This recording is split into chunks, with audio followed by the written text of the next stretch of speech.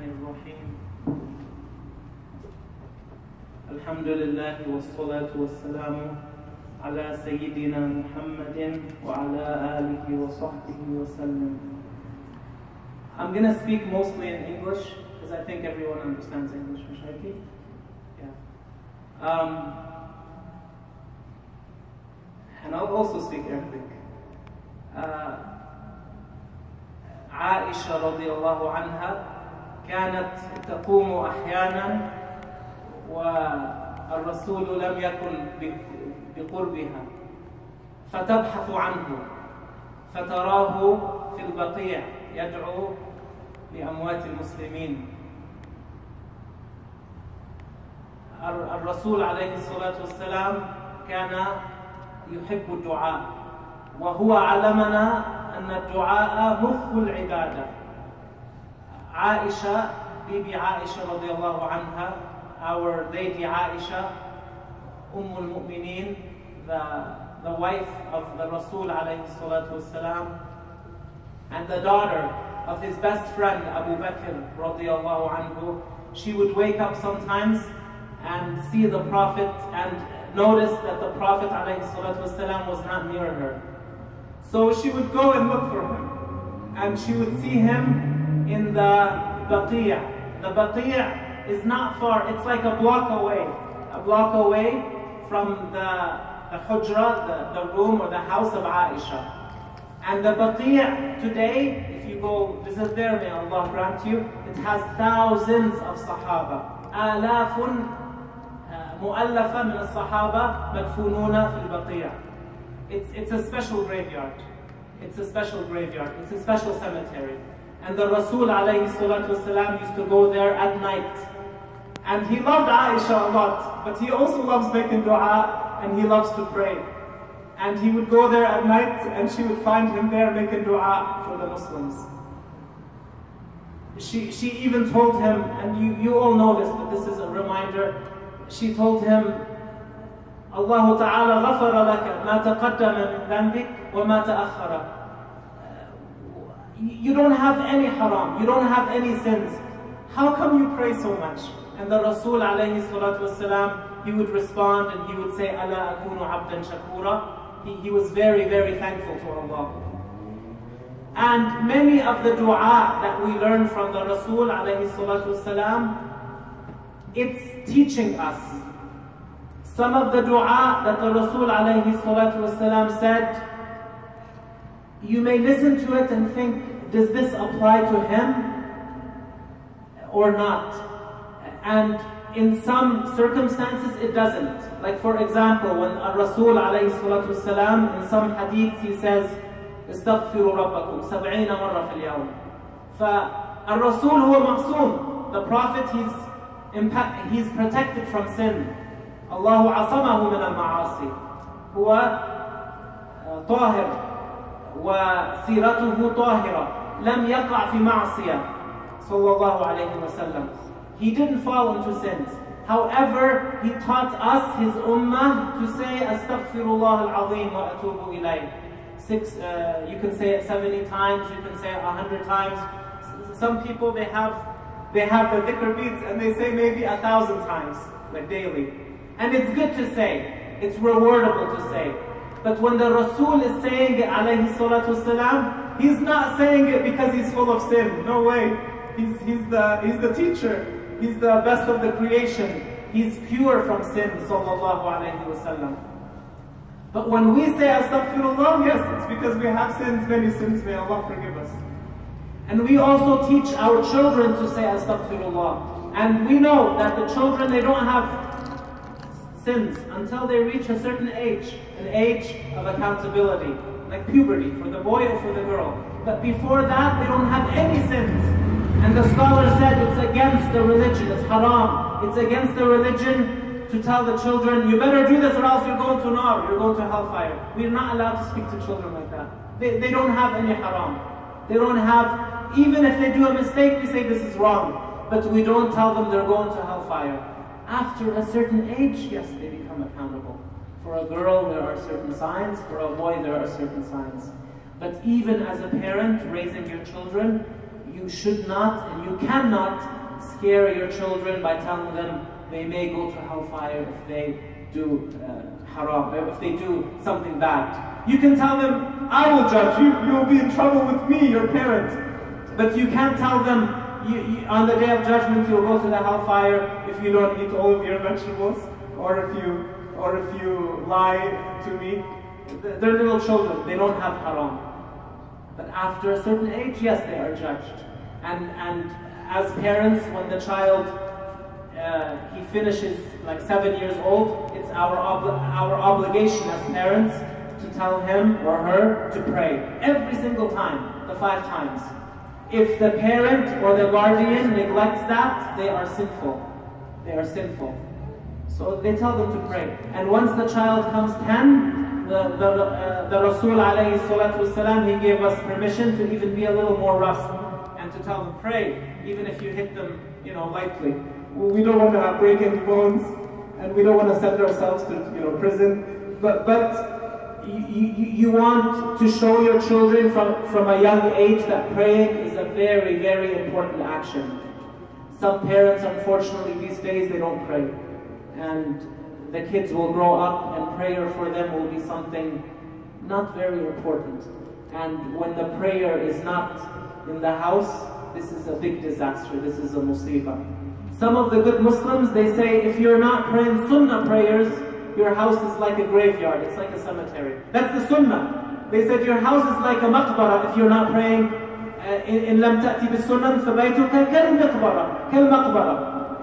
It's not in a good situation. So how about if you're not doing the fard, the wajib? And some parents say it's my business. I'm not going to push it on my child. No, you should push it. You should push it. You push education on them. You push success in school grades. So you should also push religious education because that's more of a priority. What they're going to face in the qabr is more scary than all the challenges that they may face in the world. And if you truly love your children, you will tell them to pray. You will tell them to be good Muslim. You will not just tell them, you yourself will be good examples. And unfortunately, some parents today, they don't say nothing. And they say, I'm gonna be a cool parent, or I'm gonna be a down-to-earth parent. I'm not gonna be rough.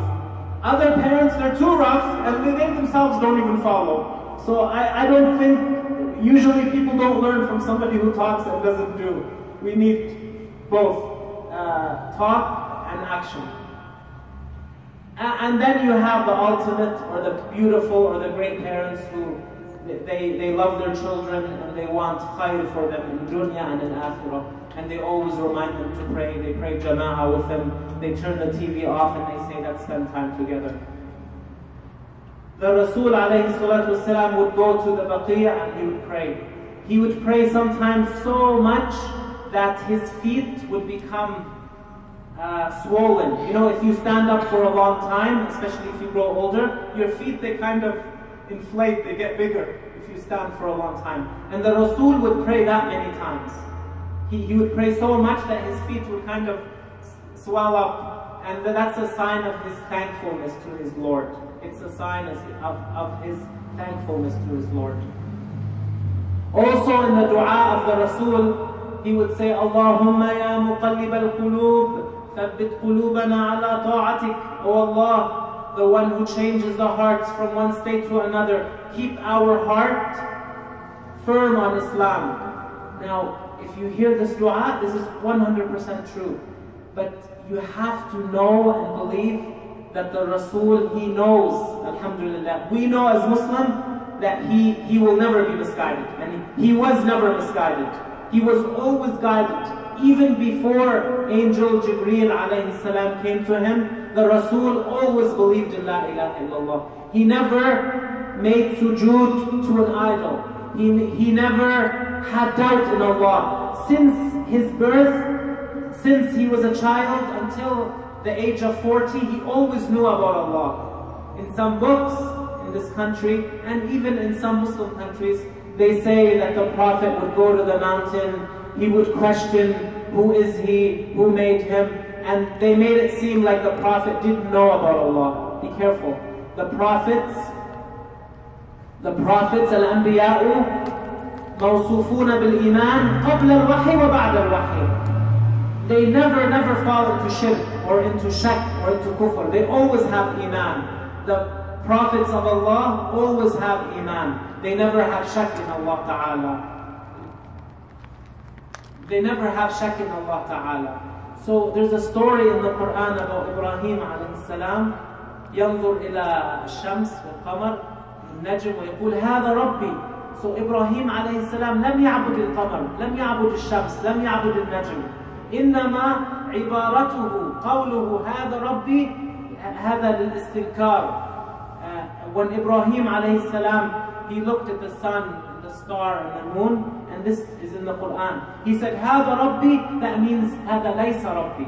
لأن إبراهيم هو ثاني أفضل نبي، هو الرسول عليه الصلاة والسلام محمد أفضل نبي، وثاني أفضل نبي هو رسول الله هو إبراهيم عليه الصلاة والسلام. So Ibrahim is a prophet. He always had iman. He never had shak. He never had doubt in Allah. But when Ibrahim said in the Quran هذا ربي, the ulama of tafsir, they said هذا ربي يعني هذا ليس ربي. It's in English, this has a phrase. They call this a negative interrogative. What does that mean? You're saying something as a question, but you mean the total opposite. For example, somebody comes and he says, Sultan, you're a thief. And I look at him and say, I'm a thief. That means I'm not a thief. So I'm not saying I am a thief. I'm saying I'm not a thief. But the way I respond is, I'm a thief.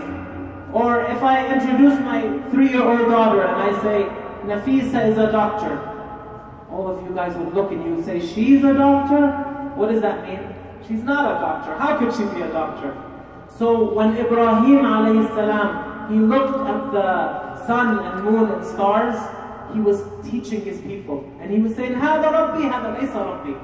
Be careful, because in some books, they accuse Ibrahim alayhi salam of shirk. They accuse a prophet of shirk. And that in itself is considered kufr. You're not allowed to accuse a normal Muslim of being a kafir with no valid reason.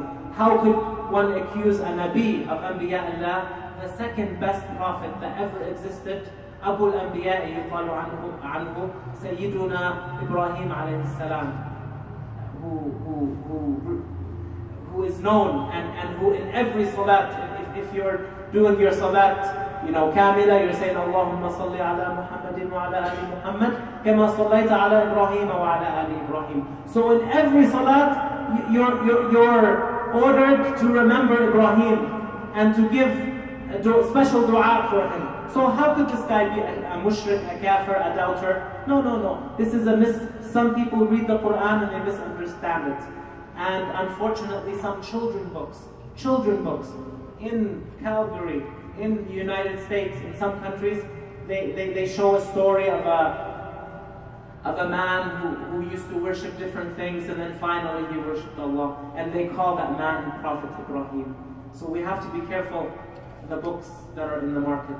We have to be careful what our children are buying. We have to look at it and ask questions, because it's not as pretty as it seems like it is. Some books are in Islamic bookstores, and maybe the owner of the bookstore didn't read it. He just thinks good. He thinks everything's fine. It's a beautiful day. He just sells the book. He didn't look inside of it, but inside that book there is information that's against Islam.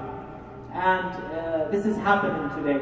So may Allah Ta'ala protect us and you, all of us from being derailed from the true path. And it's very easy to fall into that trap. That's why Allah Ta'ala said in the Quran, كونوا مع الصادقين. الصادقين يعني مع الصالحين, مع الثابتين. What the Quran says, be close to the people of honesty. It means the people of Iman who teach you, who remind you of Islam. Many people, they have friends, but are their friends truly helping them be better Muslims? If they're not true friends. Your only true friend is the one who helps you be a better Muslim. That's your true friend. Even if he's mean, even if he's rough, he's your true friend. Once a guy told me, he said, you want to know who's your friend? I said, who? He said, the one who gives you money. A'udhu billah. Your enemy could give you money. Your worst enemy could give you money. If somebody gives you money, that doesn't qualify them.